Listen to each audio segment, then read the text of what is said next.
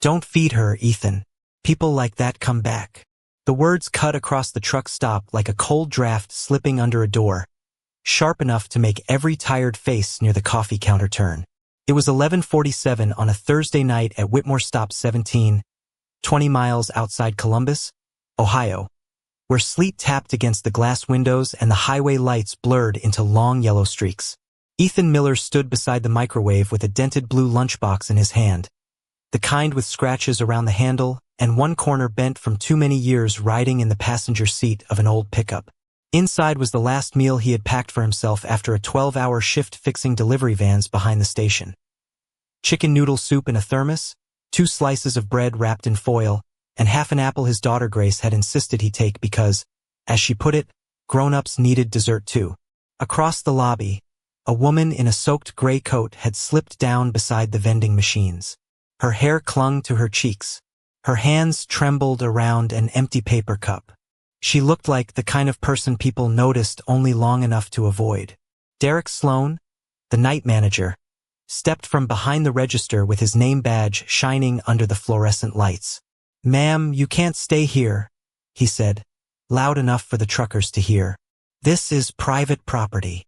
The woman tried to stand, but her knees wobbled. "I just need a minute," she whispered. "Outside," Derek said. "You heard me." A driver near the donut rack chuckled. Another shook his head as if kindness had become bad business. At the corner table, 8-year-old Grace Miller stirred awake under Ethan's faded denim jacket, her blonde hair messy from sleep, her school backpack tucked beneath her feet. She looked first at the woman, then at her father. Ethan did not speak. Not at first. He had learned long ago that dignity often begins where arguing ends. He set the lunchbox on the counter, opened it slowly, and the smell of warm soup rose into the room like something holy and ordinary at the same time. Derek frowned. "Ethan, don't start." Ethan lifted the thermos, poured the soup into the lid, and walked toward the woman. "She's cold," he said. "She's not your problem. Hunger makes people everybody's problem." The room quieted, not because the sentence was loud, but because it was not. Ethan knelt a few feet away, careful not to crowd her, and placed the soup and bread on the floor beside her hands. The woman looked up at him with pale blue eyes that held more than exhaustion. They held attention, measurement, memory. "Why would you do that?" she asked softly. Ethan glanced back at Grace, who was watching from beneath his jacket with sleepy trust. "Because my daughter is learning what people are worth." The woman lowered her eyes to the blue lunchbox. Tucked beneath the foil was a small folded note in purple crayon. She opened it with trembling fingers and read the words Grace had written before school that morning. "Save some for Daddy." For the first time all night, the woman's face changed. Not much. Just enough for pain to pass through it like light behind a curtain. No one in that truck stop knew her real name was Caroline Whitmore. No one knew she owned the company whose logo glowed above the front doors. And no one knew that the poorest man in the room had just handed the billionaire her first honest meal in years. Derek Sloan stared at the soup as if Ethan had poured company money onto the floor instead of broth into a plastic lid. The manager gave a small laugh, the kind men use when they want a room to laugh with them. "You cannot pay rent on time, but you are feeding strangers now?" A few tired customers looked down into their coffee. One driver near the window smirked, but even he did not sound certain when he whispered, "That is one way to stay broke." Ethan stayed kneeling beside the woman in the gray coat, holding the foil-wrapped bread in both hands until she accepted it. He did not look ashamed. He did not look proud either. He looked steady, like a fence post left standing after a hard storm. Grace slid out from under the denim jacket at the corner table and rubbed her eyes. "Daddy?" she called softly. Ethan turned toward her. "I am right here, sweetheart." Derek folded his arms across his chest. "You should be teaching her responsibility, not how to throw away dinner." Ethan stood slowly, his work boots leaving damp marks on the tile. "Responsibility is not pretending hungry people are invisible. This is a business. Then it should know the value of a meal." The words landed quietly, but they landed. The fluorescent lights hummed above them. Outside, an 18-wheeler rolled past the windows, spraying slush across the parking lot. The woman, who had given the name Carrie when Derek demanded it earlier, held the warm soup close to her face without drinking yet. She seemed to be listening to every breath in the room, every pause, every small cruelty that tried to pass itself off as policy. Grace came to her father's side and slipped her hand into his. She looked at the woman's wet sleeves, then at the empty lunchbox on the counter. "Did she need it more than us?" she asked. Ethan lowered himself to one knee so his eyes met hers. "Tonight, yes." Grace nodded as if this made perfect sense. "Then she can have the apple too." Something in Carrie's face trembled, almost too quickly to notice. She had sat through board meetings where men used words like outreach, impact, and compassion while pointing at charts on glass walls. But this little girl, half asleep in a truck stop after midnight, understood generosity with no microphone and no tax benefit. Derek clicked his tongue. "That is adorable, Ethan. Really.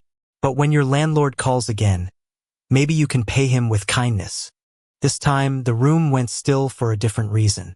Grace's fingers tightened around her father's hand.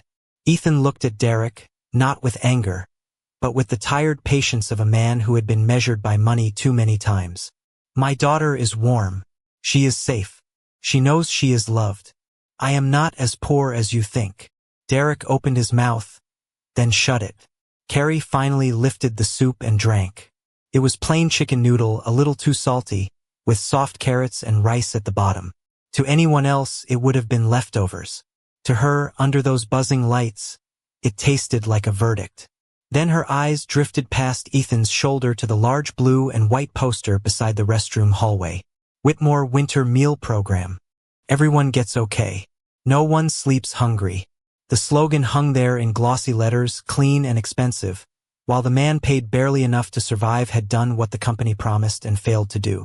Carrie looked from the poster to Derek, then to Ethan's empty lunchbox. For the first time since stepping into her own truck stop in disguise, Caroline Whitmore understood that the lie was not hidden in an office. It was hanging in plain sight, right above the people it had abandoned. Carrie kept her eyes on the poster as if the glossy paper had started speaking in a language only she could hear. The soup warmed her hands, but something colder moved through her chest. "What does that sign say?" she asked, keeping her voice small, almost embarrassed. Derek gave a short snort from behind the counter.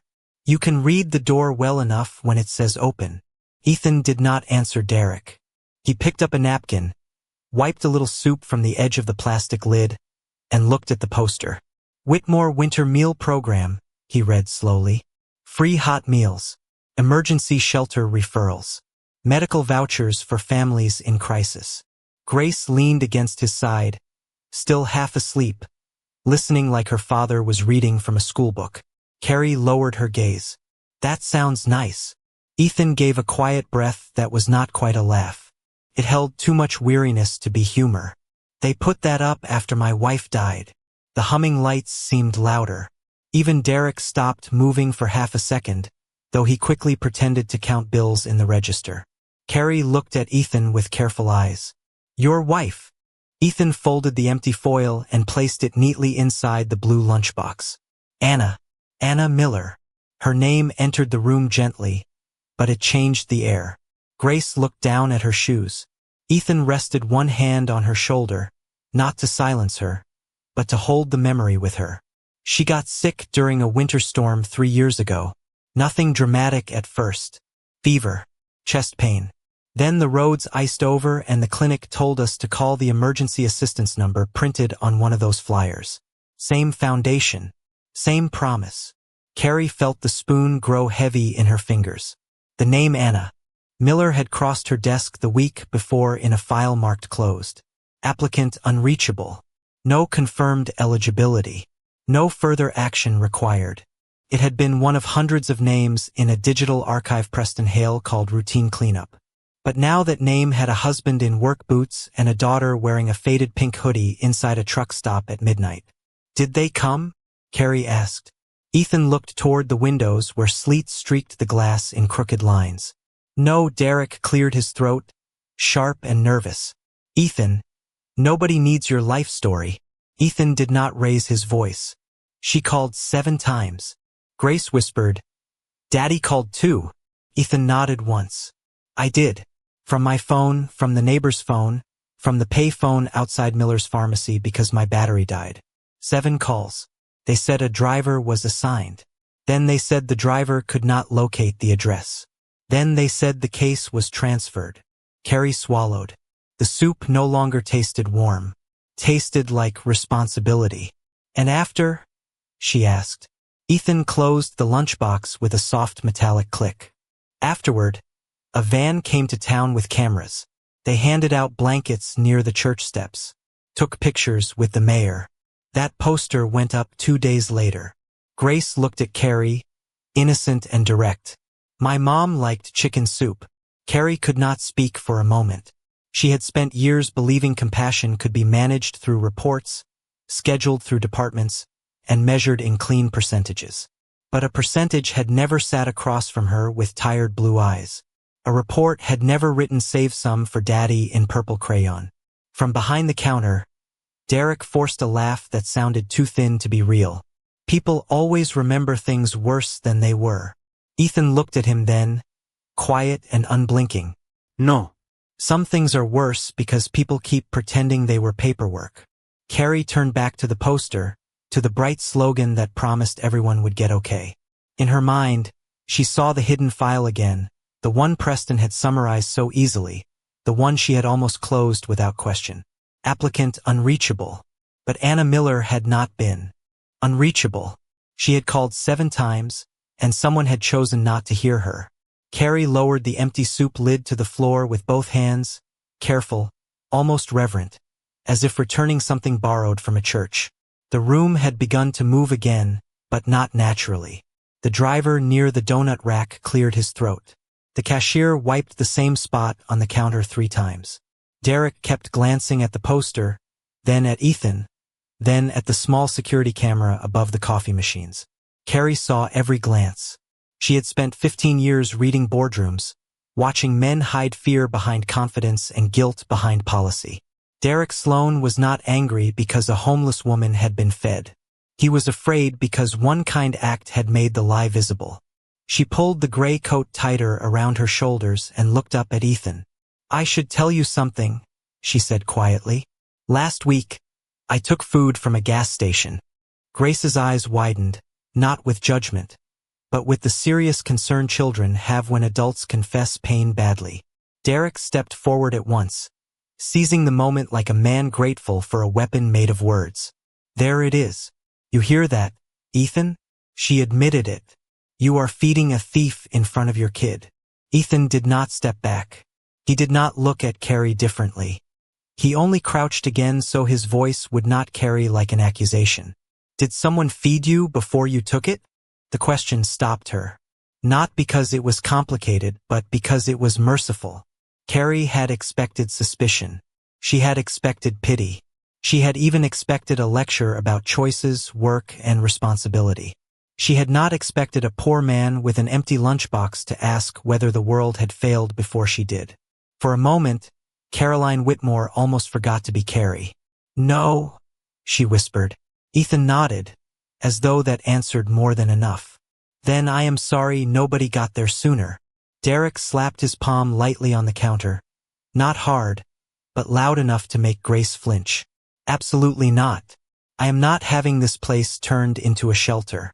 First she loiters, then she admits theft, and now you are making her comfortable. Ethan stood. She ate soup. Derek. She caused a disturbance. You caused the disturbance. The room inhaled. Outside, sleet rattled against the glass while the red and blue glow from a passing snowplow washed briefly across the tile. Derek reached for the phone behind the register. I am calling this in. Grace moved before Ethan could stop her. She stepped between her father and the counter, small in her pink hoodie, her sneakers untied, her face pale but determined. My daddy did not do anything wrong. Derek looked down at her with a tight smile. Sweetheart, grown-up problems are not that simple. Grace lifted the plastic spoon from the table and placed it beside the empty lunchbox. He always gives people the bigger half. No one laughed. Not one person. Carrie felt those words enter the room and settle over it like snowfall, quiet and impossible to argue with. Ethan gently drew Grace back beside him, his hand resting on her shoulder. "You do not have to defend me, baby. Somebody should," she said. Derek turned away, lowering his voice toward the young security guard near the hallway. Carrie caught only part of it, but part was enough. "Check the lobby angle," Derek muttered. "If it makes us look bad, erase it before morning." Carrie's fingers moved beneath the torn cuff of her coat. The cheap prepaid phone she had hidden there was already recording. Ethan saw none of it. He only picked up the empty blue lunchbox, closed the latch, and looked at the woman he believed had nothing. "Whatever happens next," he said, "you do not owe me anything." Carrie looked at the poster again, then at Derek's hand still resting near the phone. She had come to test a system. Instead, the system had tested one man in front of his daughter, and he had passed without even knowing there was a test.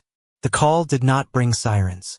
It brought a quiet patrol car rolling beneath the white glare of the gas pumps, its tires hissing through the slush, its headlights sweeping across the front windows like a question nobody wanted to answer. Officer Daniel Price stepped inside with snow on his shoulders and the measured face of a man who had been called to too many small rooms where pride pretended to be. "Emergency." Derek hurried toward him before the door had even closed. "Officer, I need this handled. We have a loiterer who admitted to theft, and an employee interfering with store policy." Ethan stood near the counter with Grace tucked gently behind his right side. He did not move toward the officer. He did not lift his voice. He only placed the blue lunchbox on the counter as if laying down the one honest thing he had left. "I gave her food," he said. "That is all." Derek pointed at Carrie. "And I saw him hovering around her bag. For all we know, he took something or helped her hide something." Grace's face crumpled, but she fought the tears back with the brave little discipline of a child who had learned too early that grown-ups sometimes needed protecting too. "He did not steal," she said. Officer Price looked at Ethan, then at Grace, then at the woman in the gray coat sitting by the vending machines with the empty soup lid in her lap. "Mr. Miller, do you mind showing me what is in your pockets?" Ethan's jaw tightened, not in anger, but in old humiliation. Still, he nodded. "Yes, sir." He emptied his pockets one item at a time. A truck key with cracked black plastic, 3 quarters and 2 pennies. A folded grocery receipt from a discount market. A worn photograph of Anna and Grace at a county fair, both smiling in front of a Ferris wheel. Then came the papers. Medical bills softened at the creases. A pharmacy invoice dated 3 winters earlier. A list of phone numbers written in blue ink, each one circled, each one followed by a time. Carrie leaned forward. She recognized the emergency assistance line at once. It was not printed like a memory anymore. It was there in Ethan's handwriting beside 7 separate calls. Officer Price picked up the papers carefully. "What are these?" Ethan looked at the floor. "My wife's records." Derek exhaled sharply. "That has nothing to do with tonight." Carrie's thumb pressed against the phone hidden beneath her sleeve, making sure it was still recording. Derek's earlier whisper about erasing the lobby angle sat inside that tiny device like a match waiting for air. Officer Price turned back to Derek. "You said there was camera footage." Derek blinked. "There should be. Then let us see it." The security guard near the hallway shifted his weight and avoided everyone's eyes. Carrie watched him glance once toward Derek, then down at the floor. The truth had a way of entering quietly before it knocked. Ethan gathered the papers, but one invoice slipped free and landed near Carrie's shoe. She picked it up with shaking fingers. The date printed across the top struck her harder than the cold ever had. February 12th. The same night Whitmore Foundation hosted its largest Winter Compassion Gala downtown. The same night Preston Hale stood beneath crystal lights and reported that 12,000 emergency meals had been served across Ohio. Caroline remembered the applause. She remembered the silver plates. She remembered signing a donor letter she had not read closely enough. Now she looked at Ethan, at Grace, at the old invoice, and the beautiful numbers from that gala began to rot in her memory. Derek tried to smile. This is getting dramatic over a bowl of soup. Carrie raised her eyes to him, still hidden beneath the mask of a woman with nothing. No, she said softly. It is getting honest. Officer Price asked for the lobby footage again, and this time the silence behind the counter grew teeth. Derek turned toward the security guard with a look that tried to sound like authority without using words. The young guard swallowed, tapped at the monitor, then said the system was updating. Ethan did not react. Grace did. She looked at the black screen, then at the adults, and something in her face dimmed with the sad understanding that grown-ups could lose the truth on purpose. Carrie rose slowly from the floor, the gray coat hanging heavy from her shoulders. Restroom, she murmured, and no one stopped her. To Derek, she was still only a problem waiting to be removed. To Officer Price, she was a tired woman needing privacy. To Ethan, she was someone who had eaten his last meal and owed him nothing. But inside the narrow hallway near the restrooms, beneath the buzzing light and the framed charity poster that promised warmth for every family, Caroline Whitmore slid the prepaid phone from her sleeve and opened a hidden secure login she had not planned to use that night. Her fingers were cold, but they did not shake now. The screen glowed blue against her face as the Whitmore Foundation database loaded under her real credentials. She typed Anna Miller. One file appeared. Closed. Applicant unreachable. No confirmed eligibility. Caroline clicked deeper. 7 call logs opened, each one time-stamped, each one marked received, transferred, delayed, and finally downgraded. Not unanswered. Not lost. Downgraded. The word sat there like a stone. She opened the medical voucher tab. Denied. The shelter referral tab. Deferred. Emergency meal delivery. Cancelled. Approved cancellation signature. Preston Hale. Caroline stared at the name until the hallway seemed to narrow around her. Preston, with his calm smile and perfect suits. Preston, who quoted compassion at donor dinners. Preston, who called suffering a branding challenge when he thought no one important was listening. A notification line blinked at the bottom of the file. Hidden administrative note. Caroline opened it. Do not assist. Negative public relations risk. She had seen cruelty before, usually dressed in polished language, but this sentence had taken its coat off. Back in the lobby, Ethan was speaking softly to Officer Price. I am not trying to get anyone in trouble. I just want my daughter home. Carrie heard him through the hallway. Even now, with papers spread out and his dignity being questioned under fluorescent lights, he was not asking for revenge. He was asking for peace. She saved the file, copied the logs, and sent them to a private legal account outside the Foundation servers. Then she recorded the poster, the hallway, the black camera monitor, and Derek at the counter pretending confidence while his eyes kept betraying him. When she returned, Ethan looked toward her with concern, not suspicion. You all right? He asked. Caroline almost answered as herself. Almost. Instead, Carrie nodded. I am warmer now. Ethan picked up Grace's denim jacket from the chair and offered it to her. Take this until the officer is done. Grace immediately tugged at her father's sleeve. Daddy, that is your jacket. I have had worse weather than this, Ethan said. Carrie looked at the jacket, then at the empty lunchbox, then at the child who had already given up her apple and still worried about her father being cold. The Foundation had denied Anna Miller a voucher, a meal, a ride, a chance. But this man, who had received nothing from them but silence, was still giving. Caroline took the jacket with both hands, and for the first time that night, she bowed her head not to hide her face, but because shame had finally found the right address. On the phone in her pocket, the copied file finished uploading. The truth was no longer trapped in Whitmore's system. And Preston Hale, miles away in a warm penthouse preparing tomorrow's speech about mercy, had no idea that one blue lunchbox had just opened the door he spent 3 years trying to keep closed. By 2:13 in the morning, Officer Price had written down more than Derek wanted written, and less than justice would eventually require. There was no arrest.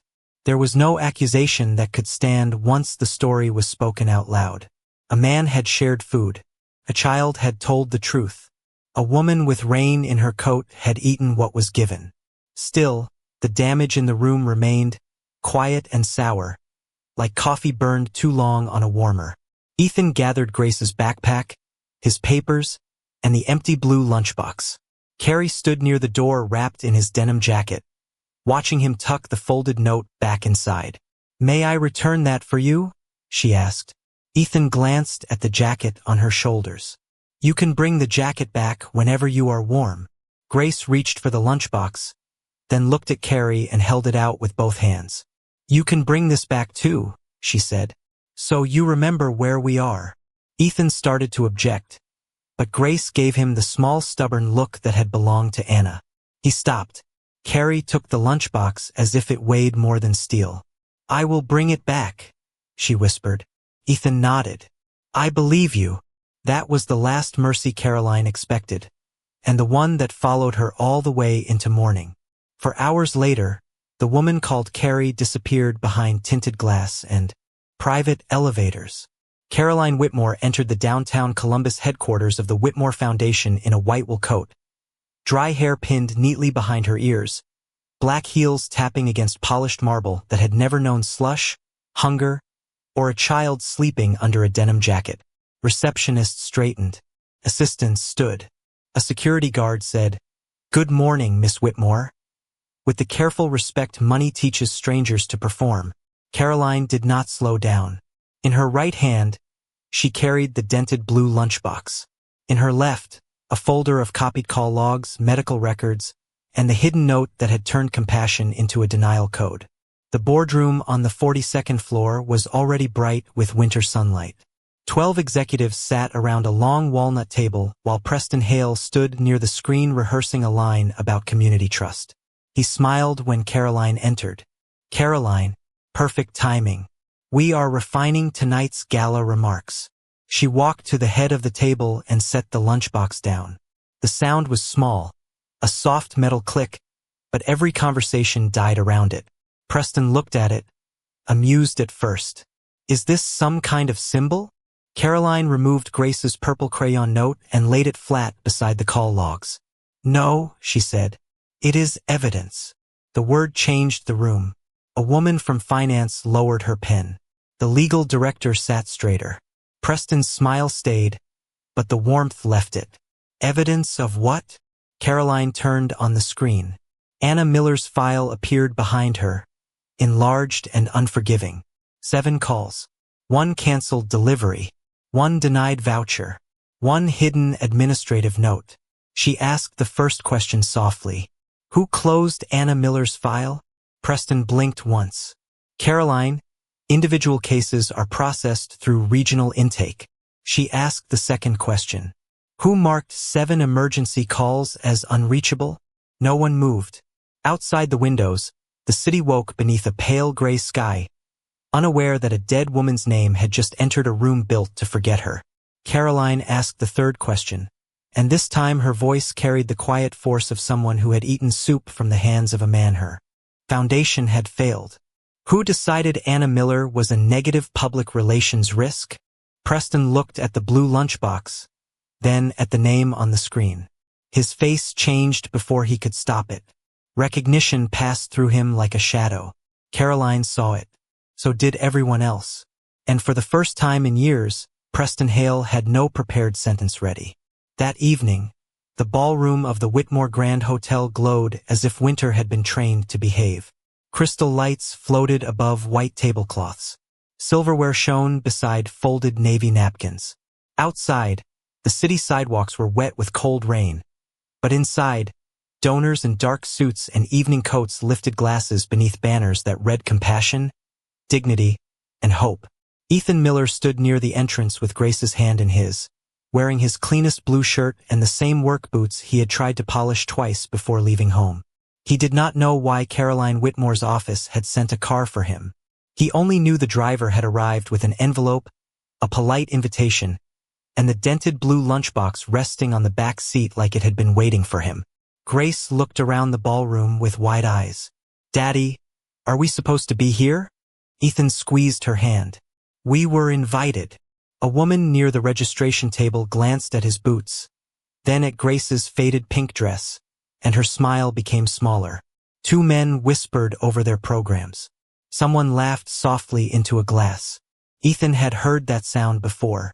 It was the sound people made when they thought poverty was a mistake they could recognize from across a room. Then Derek Sloan appeared near the side aisle in a borrowed black suit, his face tightening the moment he saw them. "You should leave," he said under his breath. "This is not a public dinner." Ethan looked at him calmly. "Then ask whoever invited us." Derek stepped closer, lowering his voice. "You have no idea what kind of people are in this room." Grace lifted her chin. "My daddy knows people." Before Derek could answer, the lights dimmed, and Preston Hale walked onto the stage to warm applause. He looked polished, rested, and certain, the kind of man who could make mercy sound like a business strategy. "Tonight," he began, "we celebrate another year of serving families who need us most." Applause rose again, neat and obedient. Ethan stared at the stage, unaware that Caroline stood behind the curtain, watching him instead of Preston. She held the blue lunchbox in both hands. When Preston reached for the award on the podium, Caroline stepped into the light. The applause faltered. She did not smile. She placed the lunchbox beside the award, and its small metal click traveled through the microphone into every corner of the room. "Before we honor leadership," she said, "we need to honor the truth." The screen behind her changed. Anna Miller's name appeared first, then the 7 call logs, then the denied voucher, then the hidden note. "Do not assist. Negative public relations risk." A murmur moved through the ballroom, low and troubled. Preston reached toward the microphone. "Caroline, this is not the proper venue." She turned to him. "It is the first proper venue we have had." Then she played the recording from the truck stop. Derek's voice filled the room, clear and cold. "If it makes us look bad, erase it before morning." Derek went pale near the aisle. Ethan looked at him, then at the screen, then at Grace. His daughter was staring at her mother's name as if the letters had become a door. Caroline's voice softened, but it did not weaken. This foundation failed Anna Miller. It failed her husband. It failed her little girl. And last night, when our own building refused a hungry woman, the only person who lived our mission was the man we had already abandoned. She turned toward Ethan. Every face followed. The whispers stopped. The glasses stopped moving. Even Preston lowered his eyes. Grace held her father's hand with both of hers and asked the question that broke what silence remained. "Did my mom call you?" Caroline stepped down from the stage, crossed the polished floor, and knelt in front of Grace so they were eye to eye. "She called us," Caroline said, her voice trembling with truth, "and we should have answered." For a long moment no one clapped. No one spoke. The richest room in the city had finally become poor in excuses. The silence, after Caroline's apology, did not end with applause. It ended with Ethan lowering his eyes, not because he was ashamed, but because a man can carry grief for so long that even truth feels heavy when it finally arrives. Grace stood between him and Caroline, looking from one adult face to another, trying to understand how a room full of people could have missed what her mother needed while her father never had. Preston Hale left the stage without another speech. Derek Sloan did not argue. The donors who had arrived ready to celebrate generosity sat very still, their programs folded in their laps like papers from a trial. By morning, the foundation announced an independent audit. The regional program was suspended, and every emergency file marked closed during Preston's leadership was reopened. But Ethan did not smile when he saw the news on a small television above the same coffee counter at Whitmore Stop 17. Justice was not a headline to him. Justice was Anna's name being spoken correctly. Justice was Grace no longer wondering whether her mother had been forgotten. Justice was not revenge. It was repair. 3 months later, the truck stop looked different. The old poster had been taken down. In its place, a hand-painted wooden sign hung above the renovated dining corner. Anna's table. Free winter meals. No questions first. The floors were still plain tile. The coffee still smelled a little too strong. Trucks still rolled in from Interstate 71 with salt on their tires and tired men behind the wheel. But now, every evening after 5 o'clock, a line formed near the counter, and nobody in that line was made to feel small. Ethan stood behind a wide stainless steel soup station in a clean apron, ladling chicken noodle soup into paper bowls. He had not accepted a mansion, a sports car, or a check meant to turn his pain into a public relations photograph. Instead, he accepted a job designing the program the way help should have worked all along. Hot food first, paperwork later, dignity always. Caroline worked beside him that first night, not in pearls or a tailored coat, but in rolled sleeves, filling cups of coffee and listening more than she spoke. Grace placed the dented blue lunchbox on a small shelf near the register. Inside it, under a piece of clear glass, rested the purple crayon note she had written before everything changed. Save some for Daddy. Beside it, she taped a new note in careful letters. Mom would have shared it too. Ethan read it once, then had to turn away toward the soup pot. Caroline saw the tears in his eyes and did not reach for them, did not crowd his grief, did not try to own the moment. She simply stood near him, quiet with respect. That was how trust returned, not all at once, but like warmth moving slowly through a cold room. A retired trucker took the first bowl. A young mother with 2 children took the second. Officer Price came by after his shift and left $5 in a jar marked "Pay it forward," though Ethan told him he did not have to. Near the window, Grace helped a little boy choose crackers, and her laugh rose softly above the clatter of spoons. For a moment, Ethan could almost feel Anna there, not as an ache, but as a blessing. Caroline looked around the room that her company had once failed and whispered, "This is what we should have been." Ethan handed her a bowl of soup and answered, "Then be it now." She nodded, and this time the promise did not need a logo. It had hands. It had names. It had steam rising from warm bowls on a winter night. The people in the room did not know all the details, but they felt the change. They felt how one last meal had become the first meal of something better. And when Ethan stepped from behind the counter to hang Anna's photograph beneath the sign, everyone grew quiet again. Not the cold silence of shame. Not the stunned silence of exposure. This was the silence of respect. The kind that settles when ordinary goodness finally receives the honor it was always owed.